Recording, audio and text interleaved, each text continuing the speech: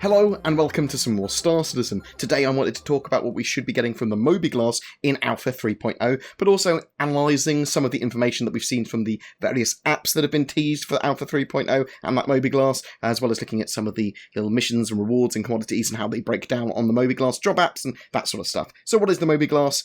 Our mobiGlas that we'll be getting is going to be a useful selection of applications and a UI enabling us to track quests, manage inventories, equip ourselves, check status. It's our kind of one-stop information and management solution in-game.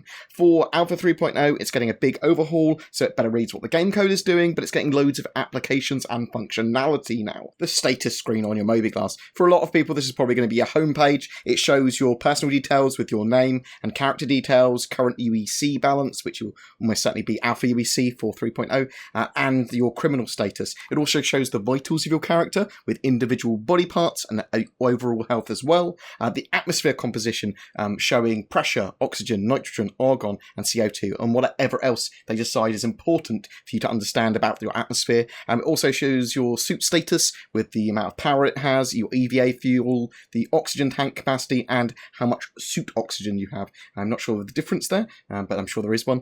There's also sections to show your tracked missions at a glance and your vehicle and ship status as well.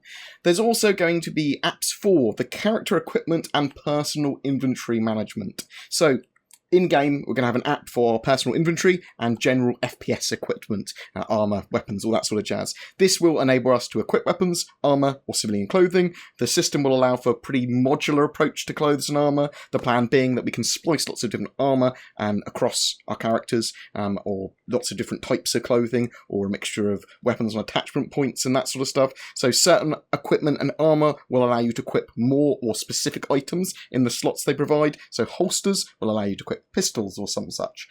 Larger torso armour will typically have more weapon attachment points, for example. Pouches might allow you to carry grenades. Your inventory will literally be what you have attached on you and you are carrying. There's no hiding rifles in your pockets, but the app should allow us for a fair amount of customization across our gear as well. The global or universal inventory app deals with all of your assets at large, so it's your global inventory, cargoes and items around the verse as well as their movement and transfer it also deals with. It's a list for all of your items, commodities, cargo, as long as your cargo is stored correctly on your ships.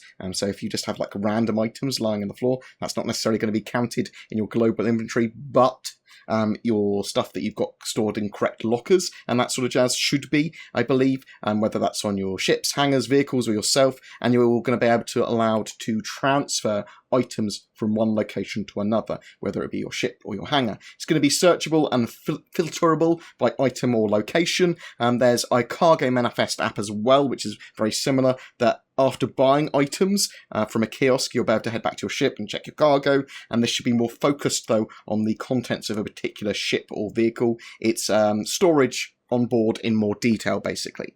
And shopping kiosk UI. So, although not really an app, shopping kiosks will allow players to buy and sell commodities in-game, and these kiosks will have designs and UIs based on their locations and usage. You get some cool retro ones at Grimhex, for example. Once purchased, you'll be able to manage items with the various mobiGlas apps, and in shops too, you're going to be able to walk in and purchase handheld items off shelves if you have room for them, like weapons or whatever, but larger items, or items that you don't have room for, might have to be purchased via those kiosks, or purchased off the shelves and sent to your ship or hangar. And normally the purchase of those items will involve your mobiGlas in some way, even if it just pulls it out as part of the animation. We're also going to have a mission manager or quest log app for 3.0. Now we've kind of got one already, but this is going to be a lot more evolved, and we can see the more evolved one here that they've got working and testing, and all of these apps, including this one, are likely to be significantly more polished. That's one of the goals for 3.0, to have very polished UI. Across the top, we can see mission tabs available. So suggesting that we have Covalex type missions that we can receive and accept directly from our mobiGlas. We've got accepted missions, we've got pending missions, assumed to be missions that you need to accept something else or view a video or visit a particular NPC to continue, and history of your completed missions as well. On the left, we can see missions in the selected categories, and at their glance, their rewards. Example shown missions here are collect from a planet, deploy a data beacon, a ICC assistance like we already have in 2.6.3, and retrieve a package. So some pretty basic ones there. We're expecting to have lots and lots of different types of missions for 3.0 though. In the middle, we have various objectives, sub-objectives, secondary objectives, and alternative ways of completing missions. Basically just saying, if you complete it in any of these different routes, this will get you a reward or it counts as completed. On the right, we can see mission rewards, time, or other mission requirements. Some of them might be you have to complete them within an hour or a particular amount of time. Here we can also see time remaining. It will state who the mission is from, and the mission info in greater detail, basically. In the bottom right, we can see the ability to accept the mission. I assume in an accepted or pending mission, this would be an abort button instead.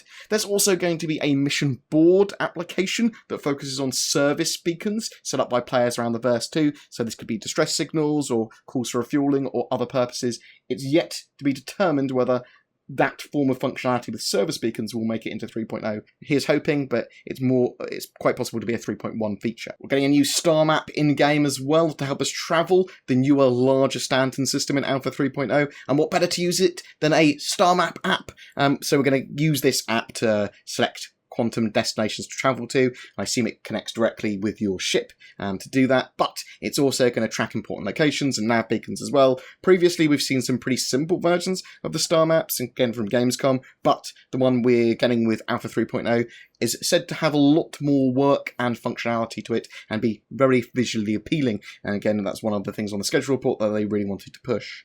Other apps as well. So we're going to see a customizer app for our ground and vehicles and ships, so we can more easily, more quickly edit weapons and loadouts than we can at the moment by having to walk up to specific ports. We're going to have a mobiGlas app for ship selection as well, so alongside the ship selection terminals that we already have, they want more freedom to spawn ships at designated locations, so this app will allow us to spawn ships in at designated places.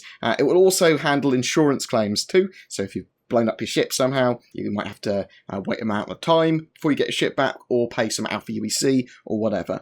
I suspect we'll have a more evolved form of insurance system for 3.0, but no ship losses are going to matter until the game's fully released anyway, so don't panic about that. The plan is to have a good amount of customization with the mobiGlas in the future. This is going to range from changing the colours, moving apps around, adding and choosing your own apps, but exactly what ways of customization we're going to have in Alpha 3.0 remains to be seen until it's literally in our hands. In Alpha 3.0, we're getting the first taste of a evolved mobiGlas that feels more personal and has a lot more use. Eventually, there's going to be various types of mobiGlas, some of which will be aesthetic, but others might be role-focused for like exploration or lore or detecting things or whatever, and they're going to have a lot more apps, some useful, some situational, some random. Think of it as a super modern mobile phone. Every month, we give away a ship. For June, it's a Freelancer DUR or DUR, donated by the epic Stormfire 962. All you need to do is be subscribed to my YouTube channel and comment on any of my Star Citizen videos during that month. Any questions about Alpha 3.0 or the mobiGlas or suggestions for apps? Do you have any questions for me or about Star Citizen in general? A special thank you to my Patreons who allow me to create the amount of content I do. You are so loved. Thank you so much, you legends. If you're interested in becoming one of them, check out the links below. Everything else we've discussed is also in the links below, all the source material. Please don't forget to like and subscribe, as it really does help me, and I will see you in the verse.